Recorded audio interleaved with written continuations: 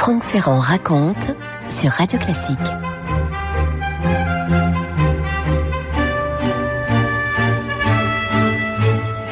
Nous sommes à Sainte-Hélène, sur l'île de Sainte-Hélène perdue dans l'Atlantique Sud, à l'été 1816, dans cette maison relativement modeste, sur un plateau balayé par les vents et souvent enveloppé de brume.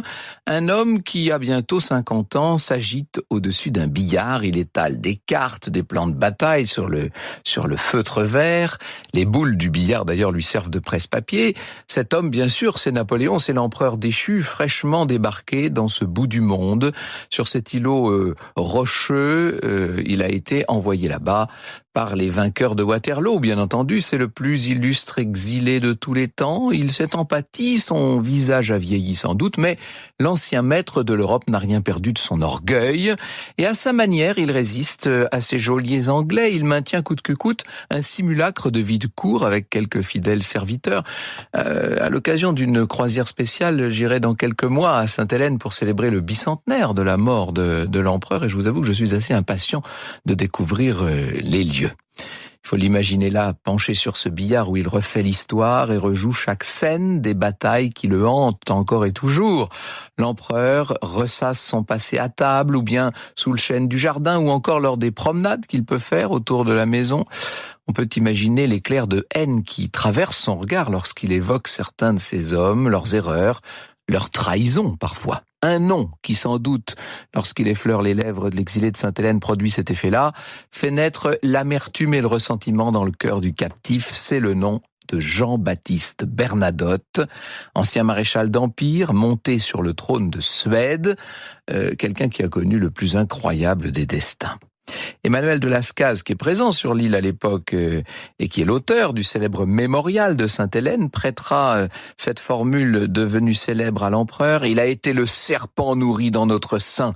À peine il nous avait quittés qu'il était dans le système de nos ennemis, nous avions à le surveiller nous avions à le surveiller et à le craindre. Il a été une des grandes causes de nos malheurs. C'est lui qui a donné à nos adversaires la clé de notre politique, la tactique de nos armées, et leur a montré les chemins de notre sol sacré.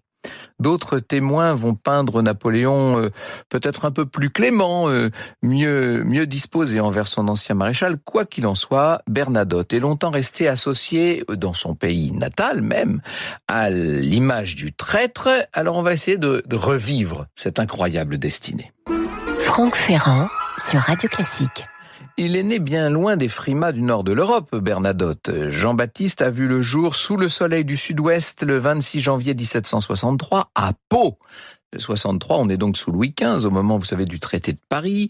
Il va passer ses premières années dans une maison paloise typique de l'époque, une construction de galets de briques et de pierres de taille, qui est devenue d'ailleurs le musée Bernadotte, bien sûr. Rien ne prédestine évidemment ce fils de procureur à gravir les plus hautes marches du pouvoir. D'ailleurs, sa famille le destine plutôt à l'étude des lois, ce qui l'ennuie pas mal.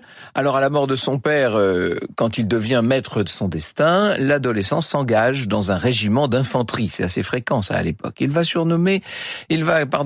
gagner là le surnom de sergent Belle-Jambe, peut-être en raison de son charme et de ses succès auprès des femmes.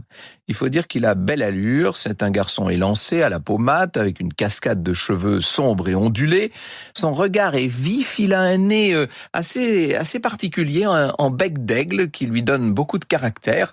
On dit qu'il est très charismatique et qu'il est volontiers beau parleur. C'est Benjamin Constant, que cite Léonce Pingot, qui écrira: il a parfois des mouvements d'une véritable éloquence. Il le sait, il aime ce genre de succès et quand il est entré dans le développement de quelque idée générale tenant à ce qu'il a entendu dans les clubs ou à la tribune, il perd de vue tout ce qui l'occupe et n'est plus qu'un orateur passionné. Voilà peut-être la première vraie clé d'un destin singulier, celle de l'art oratoire. Jean-Baptiste aurait pu rester ce soldat envoyé de garnison en garnison, sauf que en 1789 arrive la Révolution et tout ça va rebattre les cartes. C'est le vieux monde qui s'écroule et pas mal de jeunes hommes décidés comme Bernadotte, voit se profiler pour eux des chances inespérées.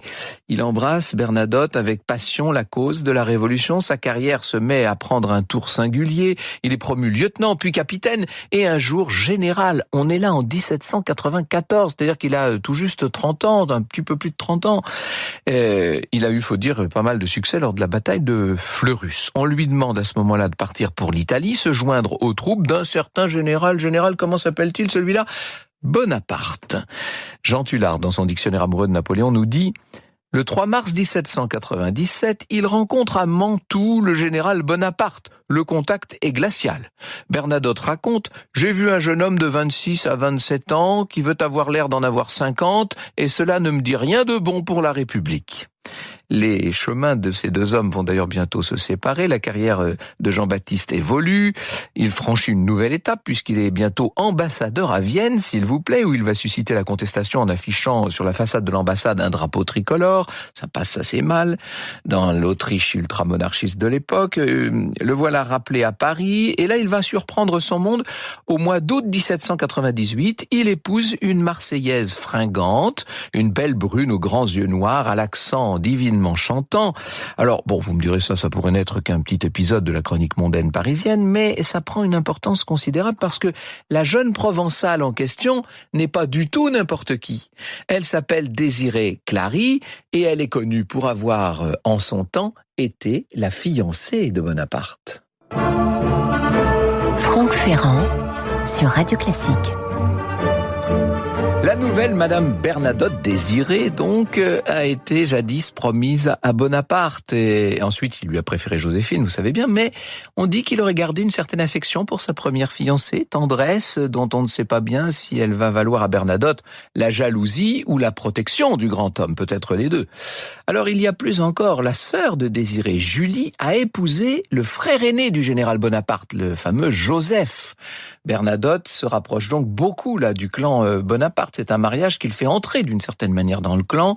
Les deux généraux semblent liés, peut-être un peu malgré eux, mais ils sont liés maintenant. Et à la veille du coup d'État du 18 Brumaire, donc en 1799, le 18 Brumaire en 8, Bernadotte, qui a été ministre de la guerre du Directoire, refuse d'appuyer Bonaparte. Vous imaginez que ça fait tâche dans le clan, si je puis dire. Dans son esprit, il y a des idées républicaines qui sont au-dessus des liens personnels. Je cite Thierry Lenz dans un article d'Historia.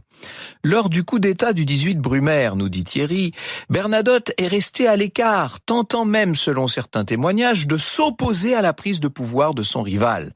Une sorte de méfiance réciproque s'est installée entre le nouveau chef de l'État et ce général qui se compromet d'ailleurs dans une petite conspiration militaire en 1802. Eh oui, ça n'arrange pas les choses, ça. 2 ans plus tard, les deux hommes paraissent mettre leur méfiance de côté. Bernadotte est fait maréchal d'Empire au moment où s'installe l'Empire. Il est même prince de Pontecorvo. Alors là, vous imaginez, pour le fils du procureur de Pau, ça devient un peu incroyable. Des années plus tard, Napoléon racontera avoir ménagé Bernadotte, surtout pour faire plaisir à Joseph, donc son beau-frère. À Sainte-Hélène, il sera nettement plus piquant. Il va confier, dit-on, à un proche, « C'est parce que j'ai pris à désirer le sexe et le pucelage que j'ai fait Bernadotte maréchal, prince et roi. » Dans les années qui suivent, Bernadotte ne paraît pas le maréchal le plus en vue, c'est vrai. Il passe à côté des grandes batailles d'Austerlitz, d'Auerstedt, d'Eylau. À Wagram en 1809, ses hommes prennent la fuite, ce qui ne l'empêche pas de revendiquer sa part des lauriers. Et cette fois, l'heure de la disgrâce semble avoir cependant sonné pour le maréchal. C'est à ce moment-là que le destin de Bernadotte va rebondir de la façon la plus incroyable qui soit. Un Suédois est arrivé à Paris à ce moment-là, il s'appelle Karl Otto Mörner. Il est en France pour une mission très spéciale puisqu'il a l'intention de proposer à Bernadotte de devenir prince héritier de son pays. Alors là, il faut quand même vous dire que son royaume, la Suède, traverse une crise politique importante, on n'a pas du tout d'héritier. Alors, on va se dire, mais pourquoi Bernadotte ? Eh bien, peut-être simplement parce qu'un parent de Mörner lui a raconté comment ce militaire français s'est montré humain à Lübeck en 1807 avec un certain nombre de prisonniers suédois. Il a été respectueux, il a même été charmant, il a invité les officiers à dîner. dîner. Vous voyez que l'histoire parfois tient à peu de choses. Évidemment, il faut quand même demander à l'empereur Napoléon ce qu'il en pense. Et Napoléon se laisse faire douce violence. Après tout, il pourrait compter un nouveau soutien en Europe du Nord, se dit-il. Le cœur n'y est pas pour autant. Lascaz lui prêtera cette phrase à Sainte-Hélène. « J'éprouvais un arrière-instinct qui me rendait la chose pénible et désagréable. » Ça ne se fait pas de bonne grâce. Peu importe. En août 1810, fait incroyable, Bernadotte, l'ancien sergent Bellembe, là, est élu prince héritier de Suède. Le roi Charles XIII et les Suédois sont pragmatiques. Ils espèrent peut-être qu'un maréchal d'Empire leur permettra de remettre la main sur la Finlande, qui vient d'être annexée par les Russes. À l'automne 1810, Bernadotte arrive donc dans ce qui devrait devenir un jour son nouveau royaume. Et c'est vrai qu'il charme tout le monde, il a ses talents oratoires toujours qui séduisent, on parle partout français à l'époque. Et lorsqu'il entre à Stockholm, le peuple se masse dans les rues pour l'acclamer. Jean-Baptiste Bernadotte est officiellement adopté donc par le vieux souverain. Il va donc falloir désormais l'appeler Charles-Jean. Il semble que le français s'attache instantanément à ce peuple qui lui confie sa destinée. Et tout ça malgré les réticences de son épouse, Désirée, qui s'ennuie mortellement en Suède et qui va s'empresser bien vite de regagner Paris, où elle restera plusieurs années. Quand on est né à Marseille, on a du mal à se faire à la lumière suédoise, probablement. Et puis, elle n'apprécie pas les manières de la cour. Enfin, elle n'était pas bien là-bas. Pour Bernadotte, l'euphorie des premiers instants va s'émousser. Napoléon a des projets bien arrêtés. Il ne pense qu'à faire appliquer le blocus continental pour ruiner l'Angleterre. Il attend aussi que son nouvel allié là-haut, si j'ose dire, entre au plus vite en guerre contre l'Angleterre. Des exigences qui aggravent les difficultés financières de la Suède.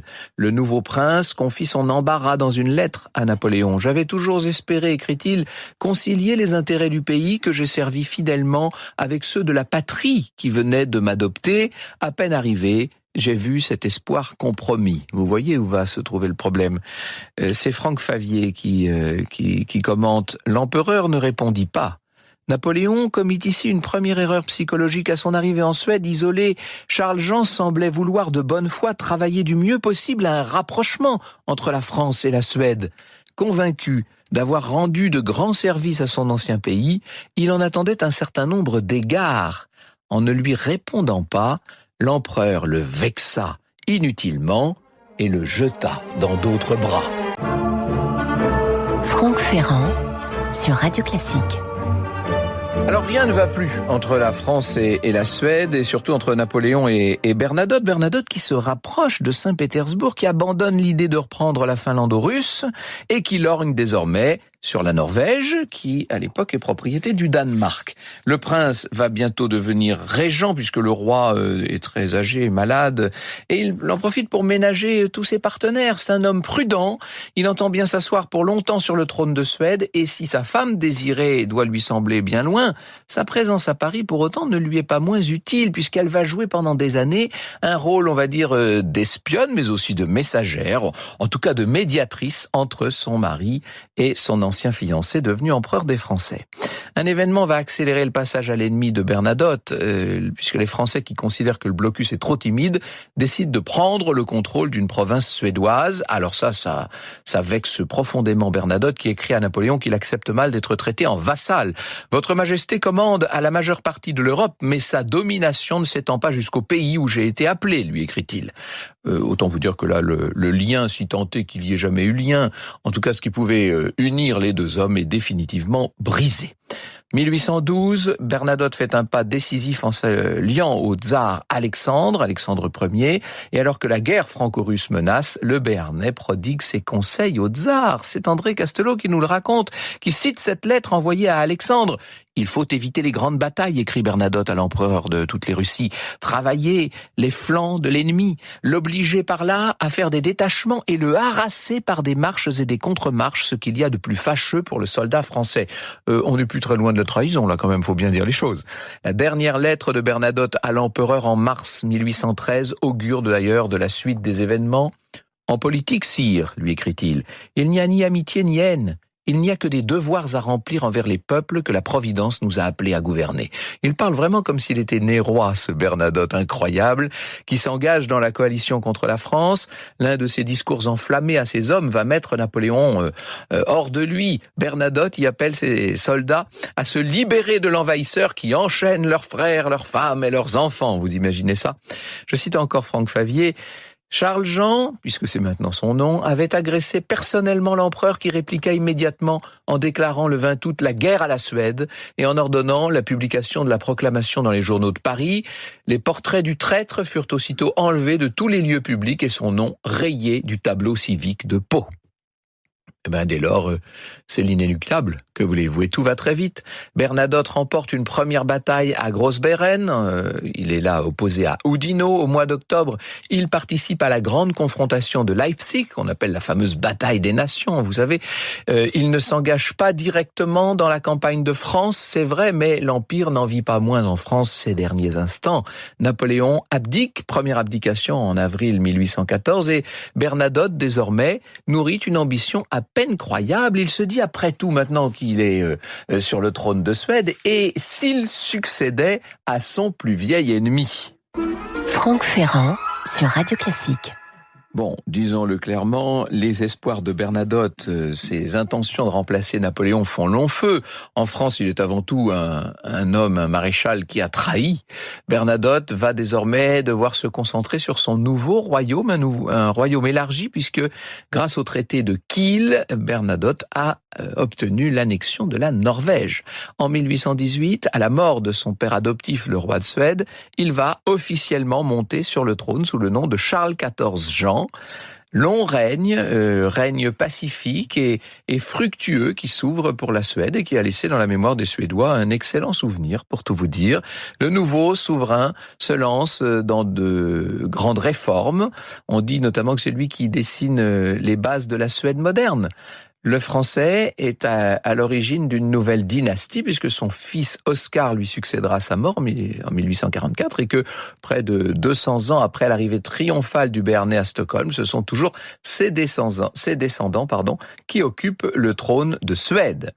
Incroyable destin que celui de ce soldat révolutionnaire au départ qui avait fait toute sa carrière par la Révolution française et qui est devenu souverain. Vous savez qu'on disait qu'il ne prenait jamais de bain en public, qu'il évitait même de se laver devant ses soldats parce que ça l'aurait obligé à se mettre torse nu, et sur son torse, on dit qu'il y avait un tatouage qui disait « Mort au roi ».